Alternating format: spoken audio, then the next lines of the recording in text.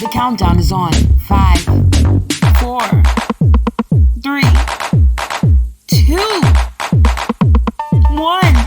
Welcome to Breaking Chains Personal Growth Class. Welcome back to Breaking Chains Personal Growth Class, and I am your instructor, Dominique McGee. And today I would like to discuss briefly setting healthy boundaries. We all should know about boundaries. What are boundaries? Do you have any boundaries? Have you set boundaries for yourself and for others in your life? That is what we're about to get into today. And before we get into it, I just want to say really briefly why I want to give you this message. There was a season in my life where I had no boundaries. I gave everything away. I did whatever was required of me, and I got taken for everything, financially, mentally, emotionally. I was drained over all the time. And it was my inability to set boundaries for those that were already in my life, those that I let in my life, and those that needed me in some type of way, shape, form, or fashion. My boundaries were all over the place in relationships and friendships and business. I had to sit down and say, wait, this is not everybody else's fault. This is not their problem. This is my fault, and this is my problem because I don't have any boundaries. So today I want to get into setting healthy boundaries, and that requires self-awareness. It requires for us to have a better understanding of who we are, what we are about, what we stand on, what we are going to take, what we are not going to take, what is okay with us and what is not okay with us, what is considered respectful and disrespectful behavior when handling us and dealing with us. These are things that we need to be self-aware of when it comes to us.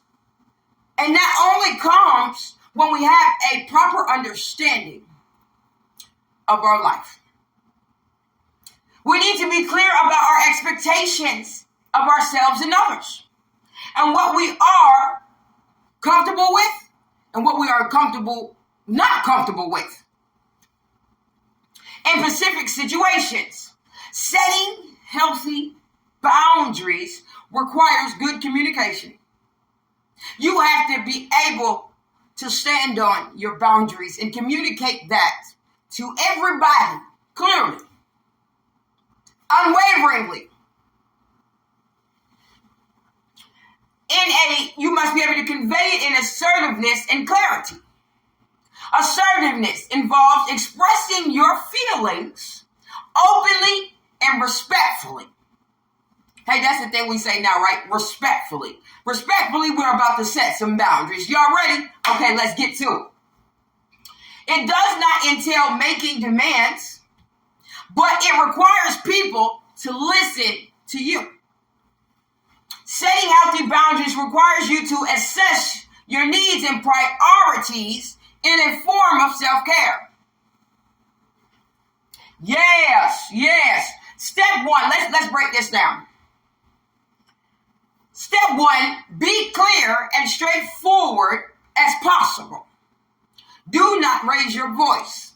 I'm not saying yell at somebody, but be clear. Let them know what you stand on. How you coming?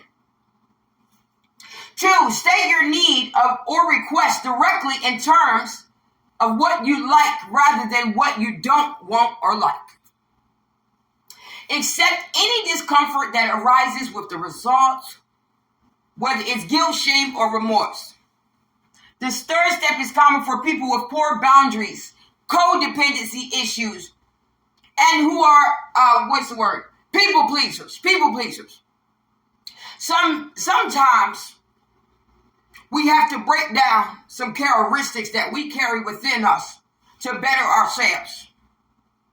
Because when we get into codependency issues, people pleasing, and having a set of poor boundaries, the direction of this person is completely unhappy, stressed, and I can go on and on and on. So let's set some examples of healthy boundaries. Good mental health, good emotional health, developed autonomy, abundance in joy. When you have set your own healthy boundaries. Because I'm happy right now. I have boundaries in place that I do not allow anybody to cross. But anyway, developed identity, avoidance of burnouts and influences on others' behavior. An example of healthy boundaries include declining anything you do not want to do. Respectfully, I do not have the capacity for that. I do not have the time for that. You can check back with me at a later time. Expressing your feelings responsibly. I'm not sure if you're aware of that, but the way you have directed yourself to me is very unpleasing. I'm not feeling how you are coming at me. There's ways that you can convey this to others without making it go left. Unless it has to, y'all. Y'all know sometimes we get in those situations where conversations, situations, and circumstances go left. That's why we're here to set healthy boundaries. Talking about your experiences, honestly, replying in the moment. Be in the moment. So you hear clearly what is being said, that you can read the body language of what is being presented to you, and that you're not just guessing. Addressing problems directly with the person involved rather than with a third party. Making your expectations clear rather than assuming people will figure them out. Setting healthy boundaries also require an awareness of difficult boundaries. Involved in relationships, as illustrated. Like as illustrated on your worksheets, you will see time. How much time you spend with someone or doing something. Yes, you have to have boundaries with your time. There's only 24 hours in one day. So you cannot spend your day be overexerting yourself doing things for others when you know you have things that you need to do. So you need to set boundaries in your time. Physical personal space, your body. You know how we arm reach. My personal space is for me. Don't make me feel like you are challenging me or threatening me in any way. My personal space. Mental freedom to have your own thoughts, values, and opinions. I respect your perspective, although I don't even agree. Emotion. How emotionally available are you to yourself and others?